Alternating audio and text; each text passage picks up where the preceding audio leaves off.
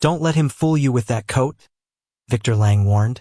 But the laugh died when the side door opened and the woman Ethan Cole had just sheltered from the rain stepped into courtroom 2 wearing a judge's robe. The old brown coat still lay across her shoulders. Maddie gripped her backpack and whispered, "Daddy, that's your coat." Grant Hollis rose too fast, smoothing his tie, while the clerk called, "All rise." Ethan did rise, though his shirt clung damp to his back and his work boots left faint half-moons of rainwater beneath the defendant's table. He did not point at the woman. He did not say he knew her. He simply placed one broad, calloused hand on his daughter's shoulder, steadying her before anyone could see how badly his own fingers trembled. Judge Clara Whitmore crossed the room under the buzz of fluorescent lights, the hem of her black robe moving like a shadow over the polished floor. For half a breath, her eyes touched the coat, then Ethan, then the little girl trying to make herself small beside him. Victor's smile tightened. "Your Honor, given what we now appear to have witnessed, I'm concerned about possible manipulation by the defendant."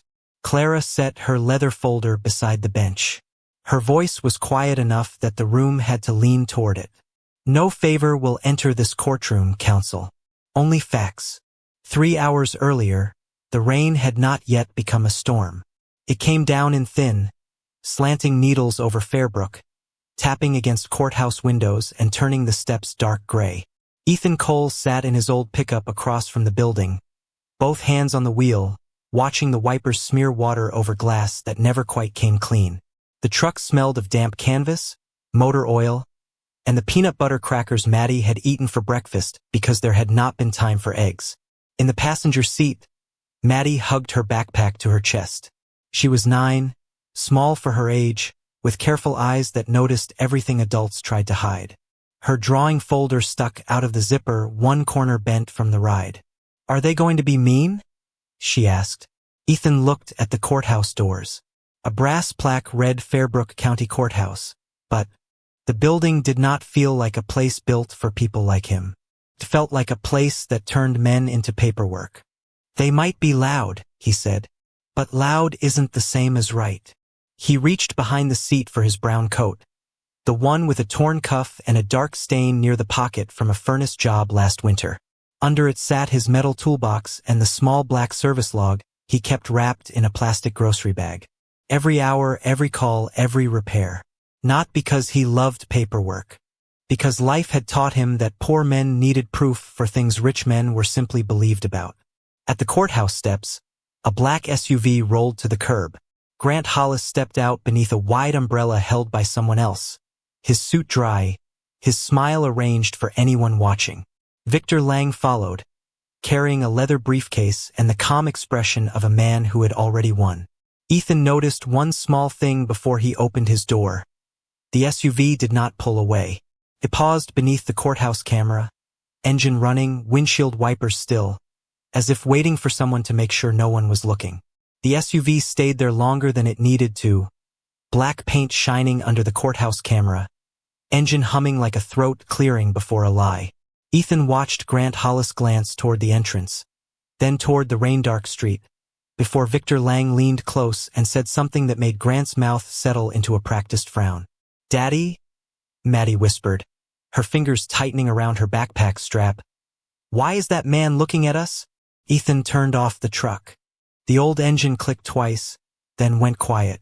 "Because some people look at you different when they think they already know the story," he said, and he reached for the toolbox behind the seat. By the time Ethan and Maddie crossed the wet pavement, Grant's SUV had pulled away, leaving only a ribbon of exhaust and 2 muddy tire marks near the curb. The courthouse doors were heavy glass, the kind that showed your reflection before they let you in. Ethan saw himself for a second. Damp shirt, work boots, brown coat folded over one arm, toolbox in the other hand, face tired from too many mornings that started before sunrise. He saw Maddie beside him, too small for the building, too brave for the day. Inside, the lobby smelled like floor wax, wet wool, and old paper. Fluorescent lights buzzed overhead, flat and unforgiving. A deputy at the security table lifted one eyebrow at the toolbox. "Can't bring that in." "It has my paperwork," Ethan said. Receipts. Work logs. Tools stay back here. Can I take the notebook? Let me see it first. The deputy was not cruel. That almost made it worse. He spoke as if rules were weather, as if no one had made them and no one could bend them. Ethan set the toolbox on the table. The metal latch gave a small tired snap. Inside were pliers, a voltage tester, a roll of electrical tape, a pencil worn almost to the wood, and the black service log wrapped in a plastic grocery bag. The deputy pinched the bag between two fingers, like it might stain him, then shook the notebook loose. A faint smell of oil rose from the pages. Behind them, two women in church coats paused and lowered their voices. "That's him," one whispered. "The handyman with the little girl. I heard he burned up a rental house." Maddie heard it. Her shoulders rose toward her ears. Ethan did not turn around. He took the service log gently from the deputy, wiped a drop of rain off the cover with his thumb, and tucked it under his arm. "Thank you," he said. The deputy blinked, not expecting gratitude from a man being treated like a problem. At the clerk's window, Marlene Pike sat behind scratched glass, typing with long red nails that clicked like tiny gavels. She did not look up when Ethan gave his name. Cole, Ethan. Defendant. Procès. Her voice made the words sound like a diagnosis. Courtroom 2. You're near the end of the morning docket. Ethan glanced at the clock. "Ma'am, my daughter has school paperwork this afternoon. Is there any way to know how late?" Marlene slid a form toward him without meeting his eyes. "Everyone has somewhere to be, Mr. Cole." Maddie looked at the little slot under the glass, then at the stack of folders beside Marlene's elbow. Ethan's folder was thinner than the others and had a yellow sticky note on top. He could read only 3 words before Marlene moved her hand over it. Custody concern attached. His stomach tightened, but his face stayed still. "Could my daughter sit in the back?" he asked. "She doesn't need to hear everything." Marlene finally looked at Maddie, then at Ethan's wet boots. "That's up to the courtroom officer. But if she's relevant to the matter, she may need to remain available." Available, as if Maddie were a document. Ethan crouched and tied the lace on Maddie's left shoe, though it had not fully come undone. It gave him a reason to bring his voice down where only she could hear it. "You are not in trouble," he said. "You hear me? Grown-ups may talk like you're a problem because they forgot you're a person." Maddie nodded, but her eyes shone. They entered courtroom 2 just as Victor Lang was laying folders across the plaintiff's table in a neat line, each one squared with the table edge. Grant Hollis stood beside him in a Navy suit, shaking hands with a county commissioner, murmuring about community safety and responsibility. When Grant saw Ethan, his expression softened into something almost sorrowful.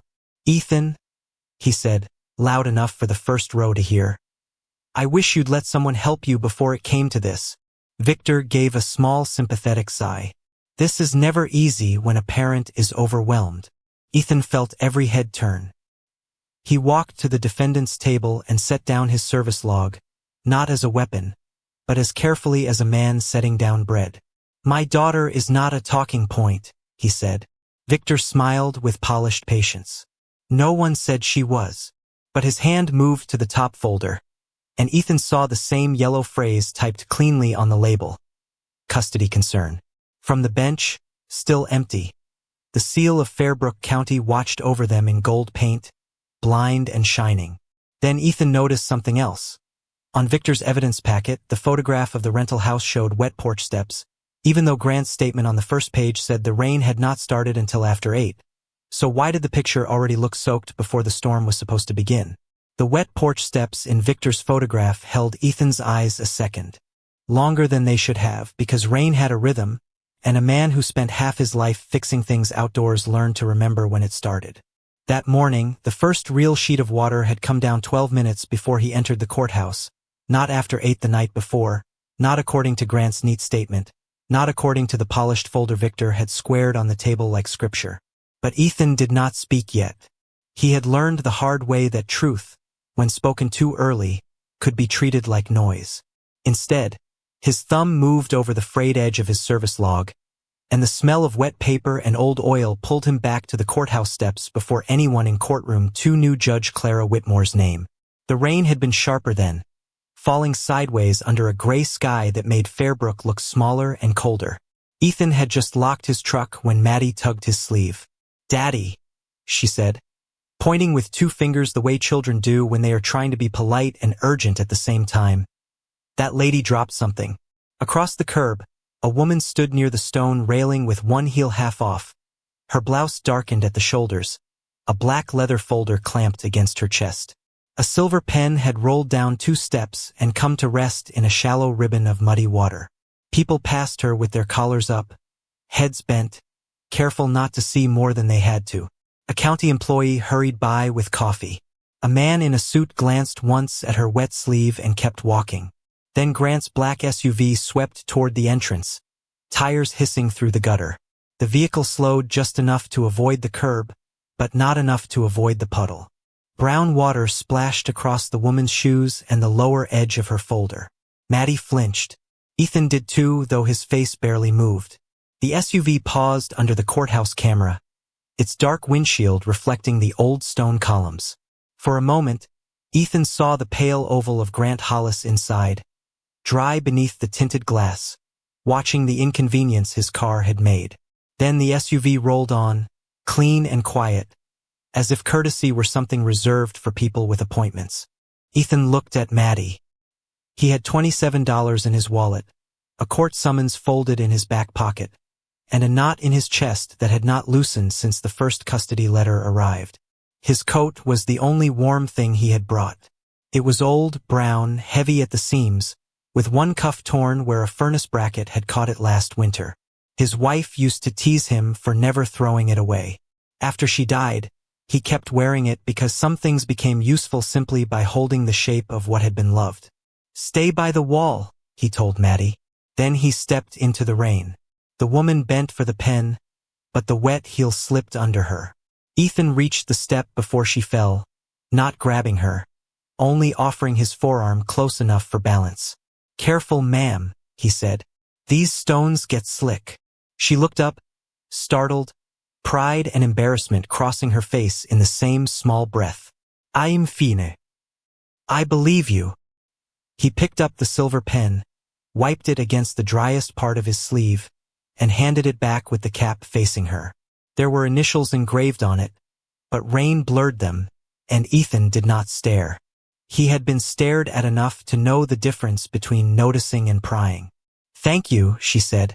Her voice was calm, but her fingers were cold when they brushed the pen. Maddie came closer, holding her backpack over the black folder like a tiny roof. "Your papers are getting wet," she said.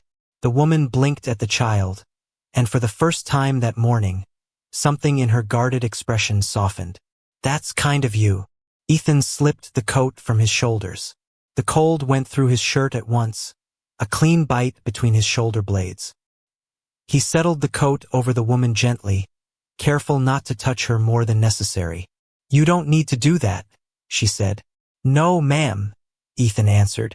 "But I can." She studied him then, this tired man with rain running from his hairline, the toolbox mark still printed red across his palm, his daughter standing beside him with a backpack raised like a shield against the weather. "Do you always help strangers outside courthouses?" she asked. Ethan gave a faint smile. "Not enough. To make it charming, only human. Only the ones standing in the rain."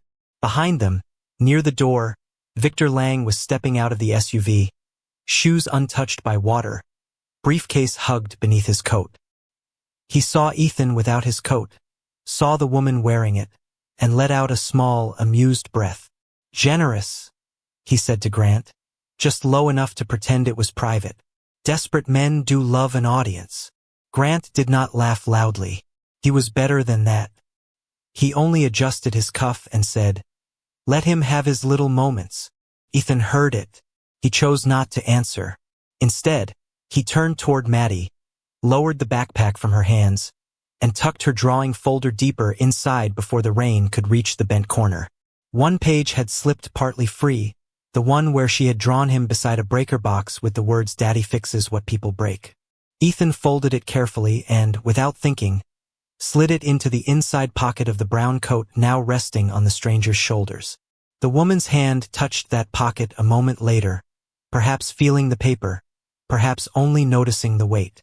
Above the courthouse door, the security camera's tiny red light blinked once, steady and indifferent.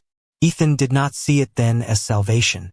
Clara Whitmore did not yet understand what she had witnessed.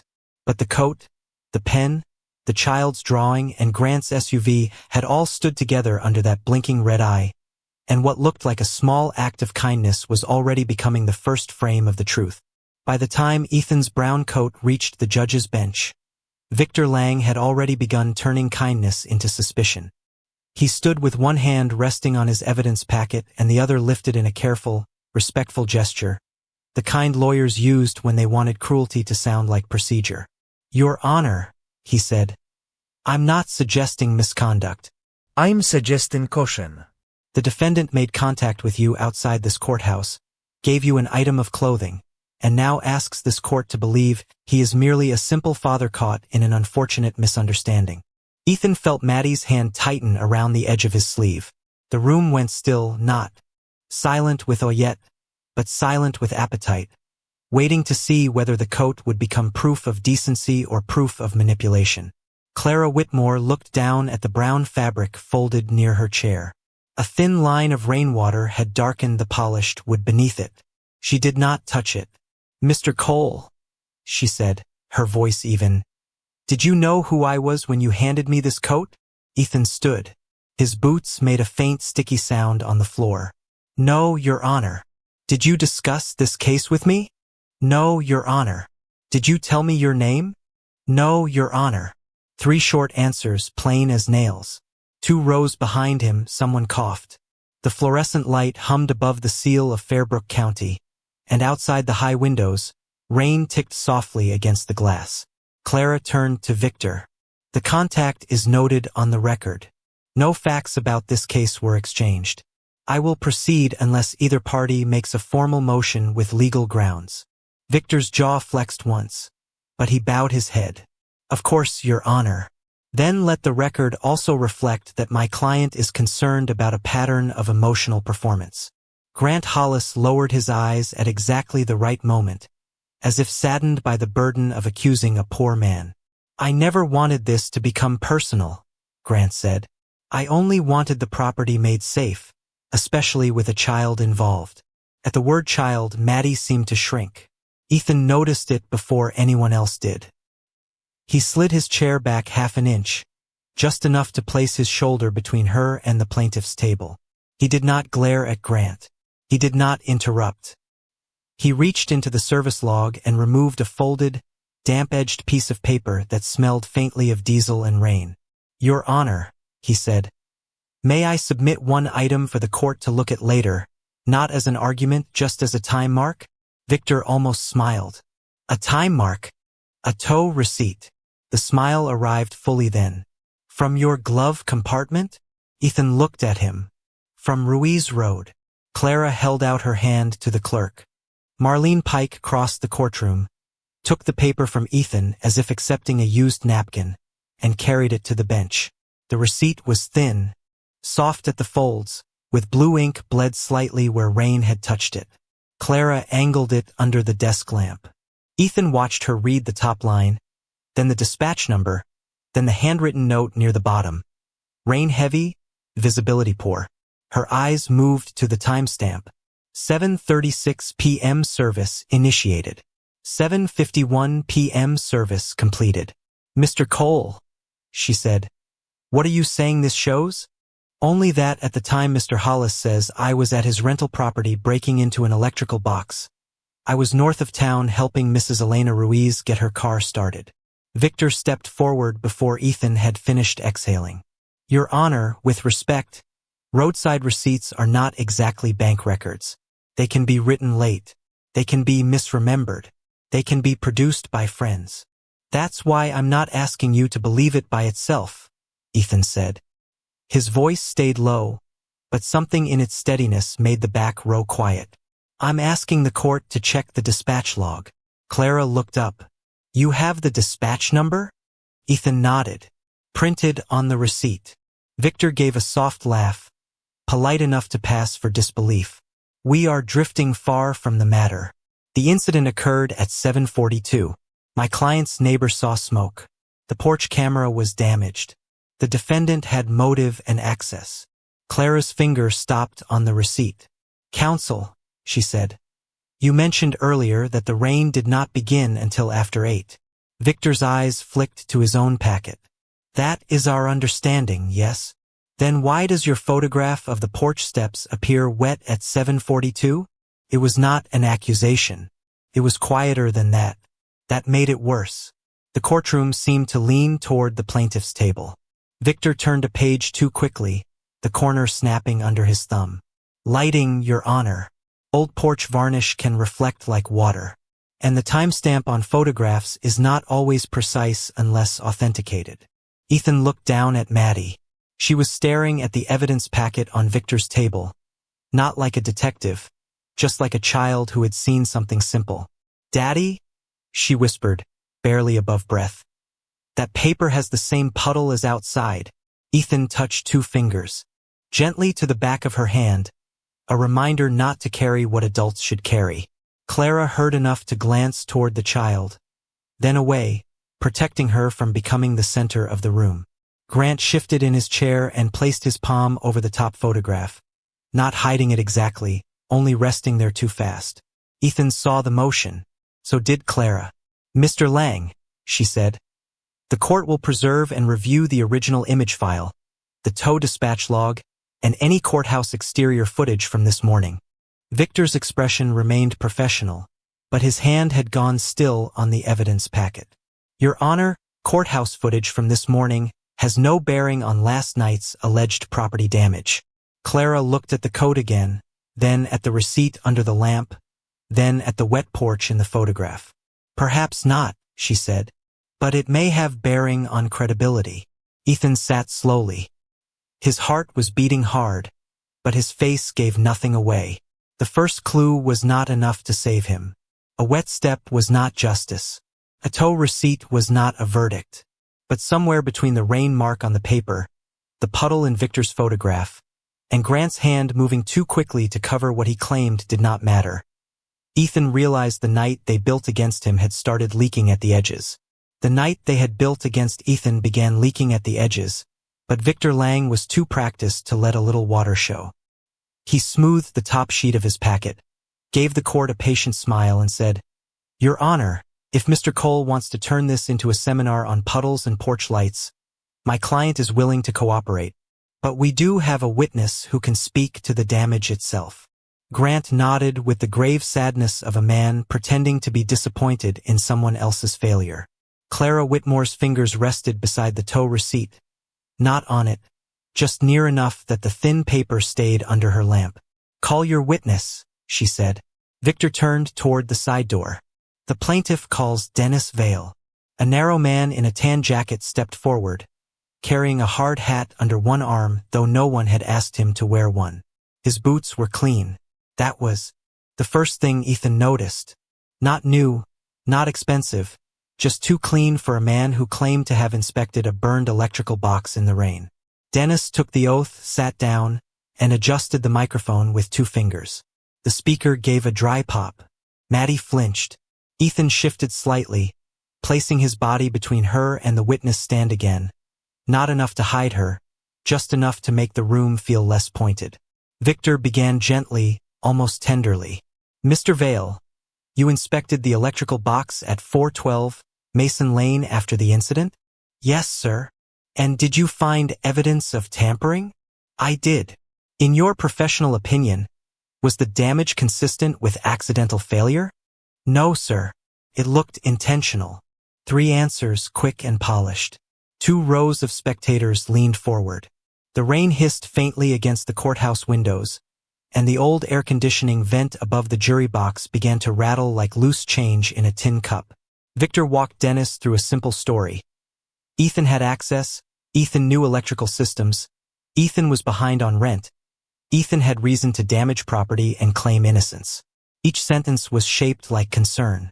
Each pause landed like a small stone on Ethan's name. Then Clara turned her eyes to the defendant's table.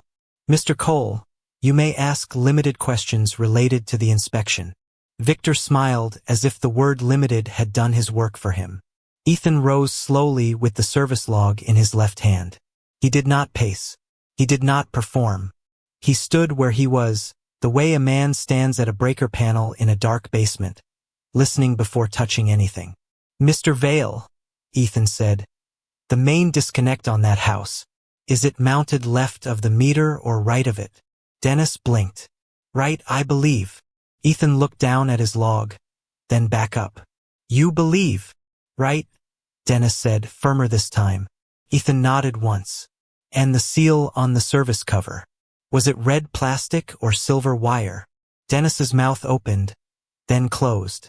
Victor shifted behind his table. Objection. Hypertechnical and irrelevant. Clara did not look away from Ethan. Mr. Cole? Ethan kept his voice quiet. If he inspected the box, Your Honor, he saw the cell. If he didn't see the seal, he inspected the photograph. The courtroom changed in a way no one could object to. A woman in the back stopped, whispering mid-sentence. Someone's chair leg, half dragged across the floor, froze with a faint squeal still hanging in the air. Clara lowered her pen to the bench. Overruled. Answer the question. Dennis swallowed. Red plastic. Ethan turned one page in the service log. The paper made a soft, oily whisper. The seal at 412 Mason is silver wire. Has been since the county upgrade in 2018. I replaced a rusted ground clamp there last spring. Logged it April 14th. Victor's smile thinned, but he kept the mask on. Your Honor, the witness may not remember the color of a seal under stress. That hardly changes the damage. Ethan did not look at Victor. Then one more. Clara gave a small nod. Ethan held the log at waist height, not waving it, not brandishing it, just keeping it visible. Mr. Vale, burned wire from overloaded aluminum smells sharp, like hot pennies and plastic. A cut line that's been heated after power is shut off smells different. More like scorched dust. Which smell did you notice? Dennis looked toward Victor too quickly. It was brief, but Clara saw it. Ethan saw it. Even Grant's hand tightened around his silver pen. It smelled burnt, Dennis said. Just burnt. Yes. Ethan nodded, as if that answer had told him enough. He turned to the judge.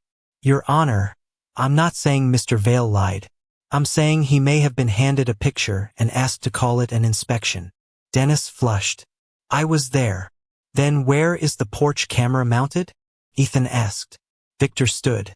Your Honor, this is becoming harassment. Clara's face did not change. The question is simple. Dennis exhaled. Above the front door, Maddie's head lifted. Her small hand moved toward the zipper of her backpack, then stopped, waiting for her father's eyes. Ethan saw her and gave the smallest shake of his head. Not yet. He would not make her the weapon Victor wanted her to become. Instead, he opened his service log to the page with the rough pencil sketch he had drawn months earlier while waiting for a pipe joint to set. The drawing was not beautiful. It was practical.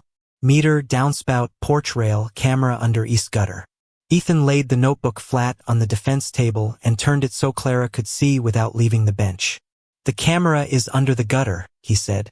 Not above the door. Victor laughed softly, but there was no warmth in it. A handyman's sketch is not evidence. No, Ethan said.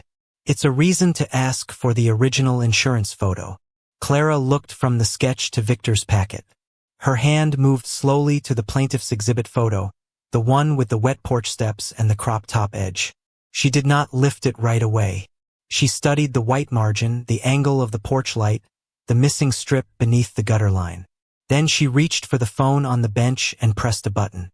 Marlene, contact the insurance carrier listed on Exhibit 4. I want the original digital image transmitted to Chambers and preserved with metadata. Do not accept a scanned copy from counsel. Victor's head turned. Your Honor, surely that can be handled after today's hearing. My client has already endured significant delay, and Mr. Cole remains in violation of his rental obligations. Grant added softly, we don't need to make this bigger than it is. Clara looked at him for the first time long enough to make his soft expression work harder. Mr. Hollis, if the exhibit is accurate, the original will help you. The air conditioning rattle suddenly sounded louder. Ethan sat down. Maddie leaned closer, her voice no more than a thread. I drew it under the gutter too. Ethan touched her backpack gently. I know. He did not ask for the drawing. He did not want her pulled into the center of adult hands and adult lies. But Clara had heard the child, and her eyes moved just once toward the small backpack with the bent corner of a folder peeking out. Victor gathered his papers too neatly. Dennis stared at his clean boots. Grant kept his eyes on the judge, but the silver pen in his hand had begun to bend against his thumb. The proof was not enough to end anything. A sketch could be challenged. A memory could be mocked. A witness could claim confusion. But for the first time that morning, the room had stopped laughing at Ethan Cole, because the man they had called just a handyman had asked 3 ordinary questions, and each one had opened a locked door toward something much larger than a damaged electrical box. The locked door Ethan had opened with 3 ordinary questions did not swing wide at once. Cracked. Then everyone in courtroom 2 heard the sound of something waiting on the other side. Marlene Pike's printer began to move behind the clerk's station. Slow at first, then faster, its small mechanical cough cutting through the room like a machine clearing its throat before telling the truth. Victor Lang remained standing with one hand on his briefcase, smiling in the careful way men smile when they are counting how many people have noticed their fear. Your Honor, he said, while we wait for a private insurance file that may or may not be admissible, I would again urge the court to remember the narrow issue before us. Mr. Cole was behind on rent. Mr. Cole had unauthorized access. Mr. Cole had motive. Ethan did not answer. He looked at the photograph on Victor's table, at the wet porch, the missing strip beneath the gutter, the absence where a camera should have been. Then he looked at Maddie's backpack. Her drawing folder still peeked from the zipper, bent at the corner, harmless enough to be dismissed and true enough to hurt. Clara Whitmore watched him choose not to reach for it. That choice, more than any plea, made her pause. Desperate people often grabbed for anything. Ethan Cole was holding back the one thing that might help him because it belonged to a child. The printer stopped. Marlene tore off the pages and carried them to the bench. The paper was warm when Clara took it. The courtroom seemed to lean into the silence. Outside, rain ran down the tall windows in silver threads. Clara read the header first, then the timestamp, then the image reference. Her face did not change, but her hand moved slowly to the cropped exhibit Victor had submitted. She placed the new print beside it. The difference was visible from 10 feet away. In Victor's version, the photograph ended cleanly above the porch light, showing wet steps, a damaged panel near the door, and just enough shadow to suggest disorder. In the original, the frame continued wider and higher. Under the east gutter was the small black porch camera, exactly where Ethan had drawn it. And along the right edge of the driveway, blurred by rain but clear enough in shape and color, sat the rear quarter of a black SUV with a county charity decal in the back window. Grant Hollis's SUV. A breath went through the room. Not loud, not dramatic, but human. Grant lowered his eyes to his lap. Victor stepped forward. Your Honor, that could be any black SUV. Perhaps, Clara said. That is why the court does not guess. She turned the page. The embedded file data marks this photograph at 7:44 p.m. Victor's mouth tightened. Again, timestamps can drift. Ethan finally spoke, not to attack, but to place one more small stone on the table. Your Honor, may I ask if the utility log came with the insurance packet? Victor turned sharply. Utility log? Ethan kept his eyes on the bench. Most insurance inspections pull the disconnect record when there's electrical damage. If the power was live when the box burned, that matters. If power was shut off first, that matters too. Clara studied him for a moment, not with sympathy, with attention. Then she looked to Marlene. Check the attached documents. Marlene's red nails clicked across her keyboard. The screen's pale glow reflected in her glasses. For the first time that morning, she stopped looking bored. There is a utility service log attached. Judge. Print it. Victor gave a low laugh, but it came half a beat late. Your Honor, I'm concerned Mr. Cole is trying to try an entire conspiracy theory off a bad photograph. Grant leaned toward his lawyer and whispered something. Ethan did not hear the words, but he saw Victor's hand move subtly over his phone, turning it face down. A small thing, a guilty thing maybe, or only a nervous one. Ethan had learned not to build truth out of guesses. When the utility log arrived, Clara read it under the bench light. The courtroom waited.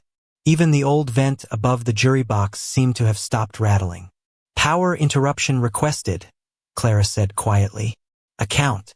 Holder authorization code entered at 7:39 p.m. Grant's head lifted. That's impossible. The system does that automatically sometimes. I wouldn't know the technical side. Ethan looked at him then only once. The owner code isn't automatic. Victor cut in smoothly. Mr. Hollis owns multiple properties. Staff sometimes handle routine utility matters. Then staff can be identified, Clara said. She turned another page. Her gaze landed on a document clipped behind the utility log.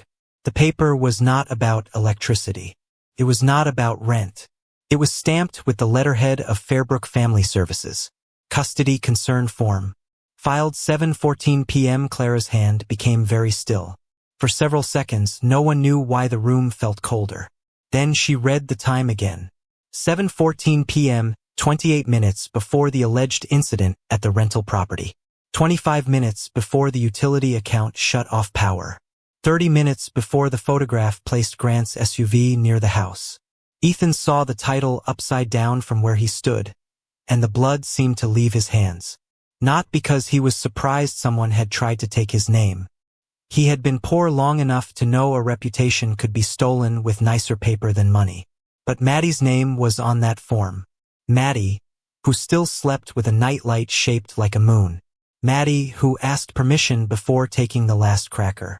Maddie, who had been sitting in a courtroom all morning while adults dressed cruelty as concern.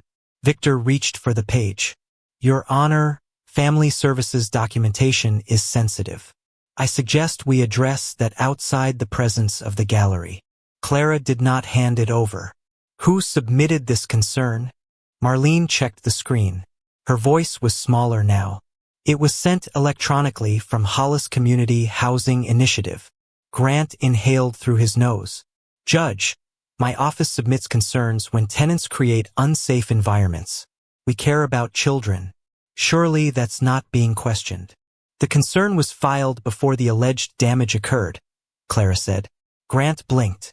For the first time, his sadness failed to arrive on time. I may have been informed earlier that there were risks. By whom? Clara asked. Victor stepped in. Your Honor, we are well beyond the scope. Ethan felt the urge rise in him then, hot and clean. He could have turned. He could have told everyone what it felt like to have strangers discuss your child as if she were a weak point in a lawsuit. He could have pointed at Grant and let years of swallowed humiliation finally have a voice. Instead, he lowered himself beside Maddie's chair. You okay? He whispered. She nodded, though her eyes were wet. Is that about me? Ethan's chest tightened. It's about grown-ups making bad choices, he said. Not about you. She pressed her lips together and looked at the floor, where rainwater from Ethan's boots had dried into faint crescents. Clara saw that too. She saw Ethan choose his daughter over his anger. She saw Victor watching for any emotional outburst he could label instability. She saw Grant's charity mask beginning to slip at the edges. And she saw the documents now lying in a row across her bench. The original photo, the utility log, the custody form, each one small alone, each one heavier beside the others. This court will not make any finding touching custody on the basis of a document whose timing is now in question, Clara said. Nor will this court treat a child's safety as a litigation tactic. Victor's face hardened for only a second before professionalism covered it again. We welcome a full review, Your Honor. But his phone buzzed against the table, face down, and this time everyone near the front heard it. Grant looked at the device before Victor could stop him. Ethan noticed the glance. Clara noticed Ethan noticing. What had begun as a wet porch step had become an original photograph, then a utility shutoff, then a custody form filed before the crime it claimed to fear. The truth was no longer small enough to handle quietly behind the bench, and when Clara ordered all related digital records preserved for open review, Victor Lang stopped smiling altogether. By the time Clara Whitmore ordered the related digital records preserved for open review, Courtroom 2 no longer felt like a room waiting for a routine landlord dispute. Felt like a town meeting held under oath. People had drifted in from the hallway after hearing pieces of the story. A deputy stood near the back doors with his hands folded, and the old wooden benches creaked beneath the weight of curious neighbors who had once accepted Grant Hollis as the generous man who sponsored Little League uniforms and Thanksgiving food baskets. Ethan Cole did not enter that attention like a man finally winning. He entered it tired. His shirt had dried stiff against his shoulders.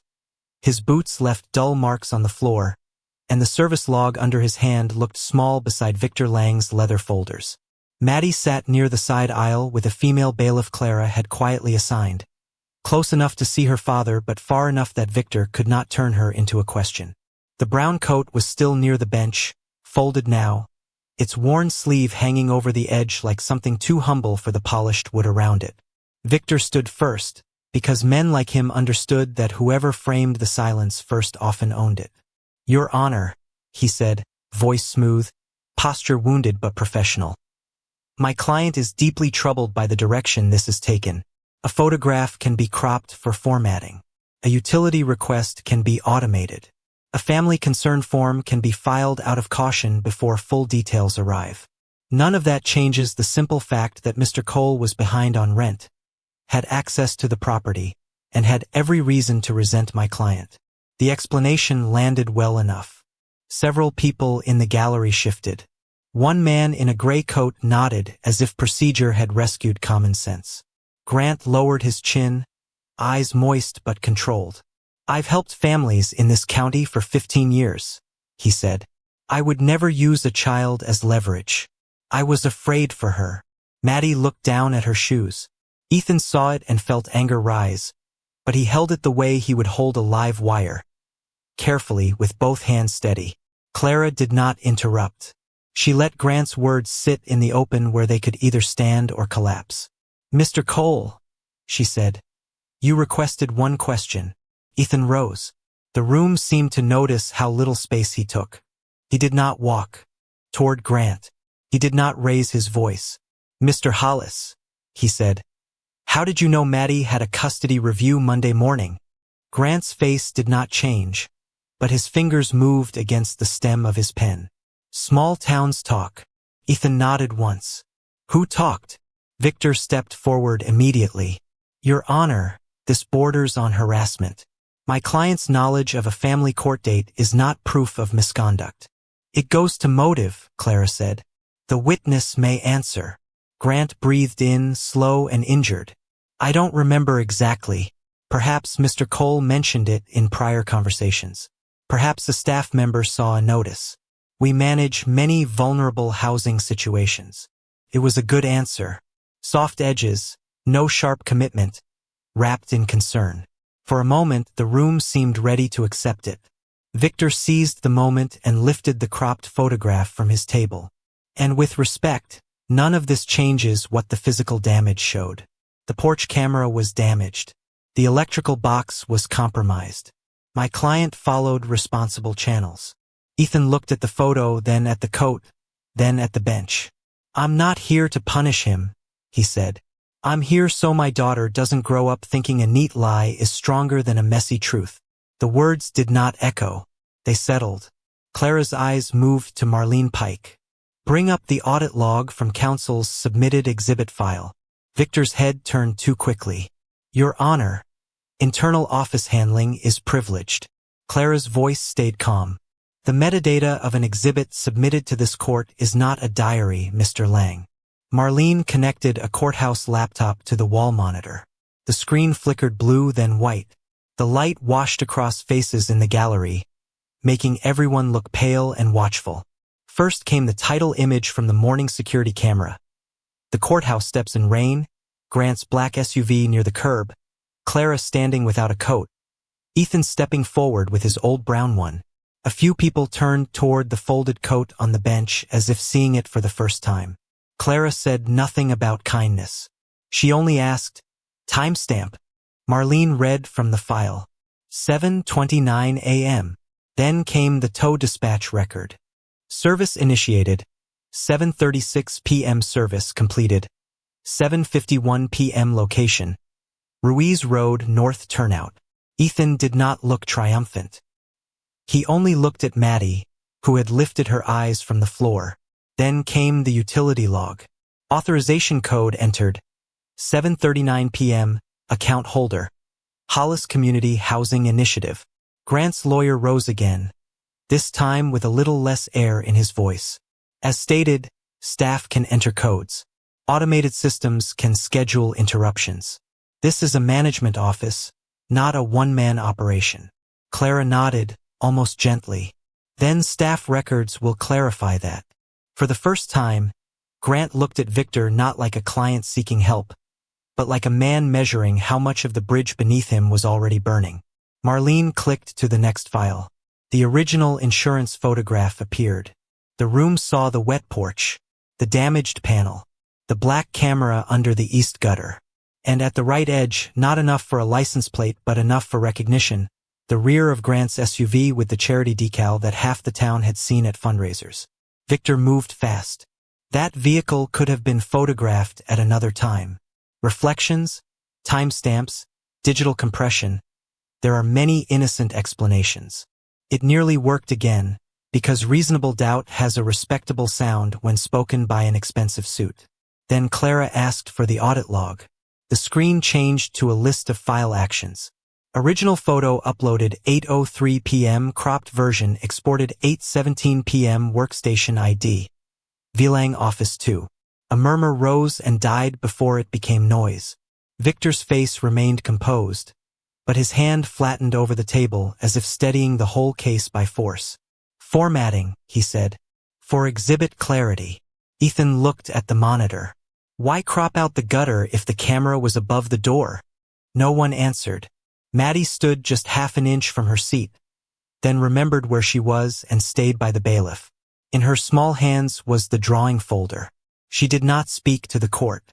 She only held it against her chest, and the bent page inside, the one with the camera under the gutter, pressed against the paper like a child's quiet memory refusing to disappear. Clara saw it. She looked at Ethan. He shook his head slightly, not wanting Maddie pulled in. Clara understood. "The child will not be questioned," she said. "But the court can compare submitted exhibits to authenticated records." Victor's jaw tightened. Grant whispered, "Enough." But the microphone caught the word and gave it back to the room. Clara turned toward him. "Mr. Hollis?" Grant recovered quickly. "I meant enough delay, Your Honor. This has become painful for everyone." Ethan's voice came low from the defendant's table. "It was painful before anyone believed me." The gallery went still. Clara did not soften. Not yet. Justice was not a feeling to her in that moment. It was a sequence, a record, a thing that had to be strong enough to leave the room intact. She nodded to Marlene. "Open the file labeled Supplemental Correspondence." Victor went rigid. "Your Honor, I object pending review." Clara's hand rested near the gavel, but she did not strike it. "Your objection is noted."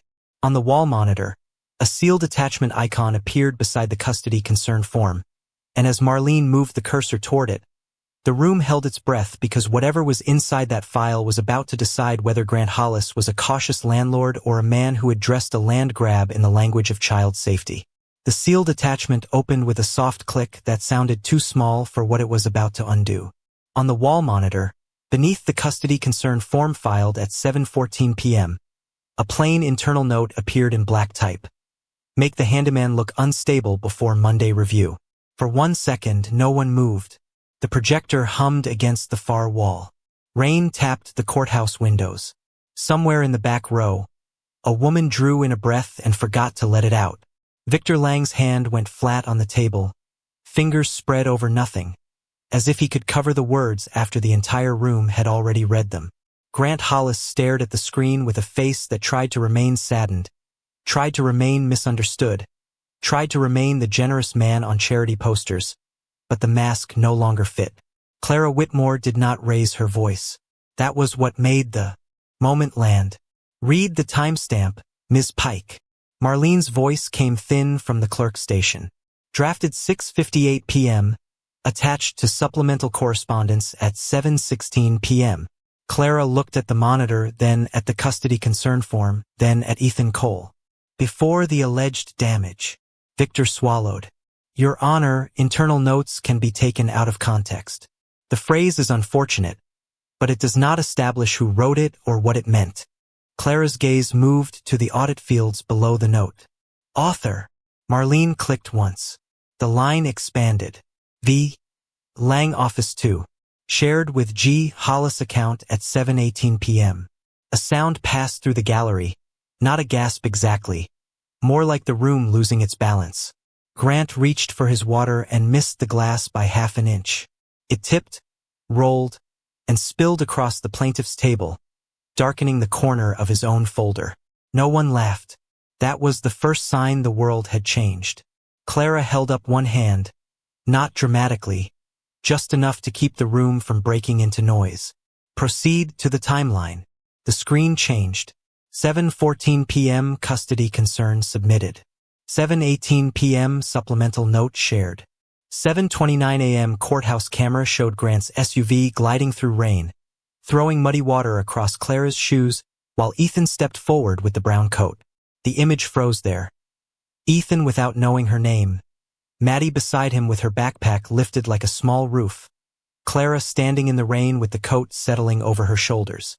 The thumbnail promise had become evidence, but Clara did not call it kindness. She did not need to. The room could see it. Continue, she said. 7:36 p.m. Tow dispatch initiated on Ruiz Road North Turnout. 7:39 p.m. Power interruption requested through Hollis Community Housing Owner Authorization. 7:42 p.m. Alleged moment of property damage. 7:44 p.m. Original insurance photo placed Grant's SUV near the rental house. 7:51 p.m. Tow dispatch completed, with Ethan still recorded at the North Turnout. 8:03 p.m. Original photo uploaded. 8:17 p.m. Cropped exhibit exported from Victor Lang's office workstation. Each timestamp appeared and stayed long enough to become heavier than the last. Ethan stood at the defendant's table, both hands resting lightly on the service log that everyone had treated like an oily scrap from a poor man's toolbox. He did not look at Victor. He did not look at Grant. His eyes went to the side aisle, where Maddie sat beside the bailiff with her drawing folder clutched against her chest. The child's shoulders, tight all morning, lowered by the smallest inch. She did not understand every log, every timestamp, every legal phrase, but she understood the feeling in the room. People were not laughing at her father anymore. Victor tried once more. He had to. Men like him did not surrender until the record took the words from their hands. Your Honor, the court should not infer intent from administrative overlap. Mr. Hollis's organization manages numerous properties. A staff member may have prepared a draft based on ongoing concerns. The utility interruption could have been routine. The vehicle could have been in the area for inspection. The cropping could have been formatting. Clara listened to the whole chain of explanations without blinking. When he finished, the silence felt almost merciful. Then Ethan spoke, low and tired. That's a lot of accidents all walking in the same direction. No one answered him. Not Victor. Not Grant. Not the gallery. Even Clara let the sentence settle because it had no anger in it. It was only a truth standing up after being pushed down all morning. Clara reached for the brown coat folded beside her bench. For the first time since entering the courtroom, she touched it in front of everyone. The fabric was rough, damp along the hem, worn shiny at the elbows.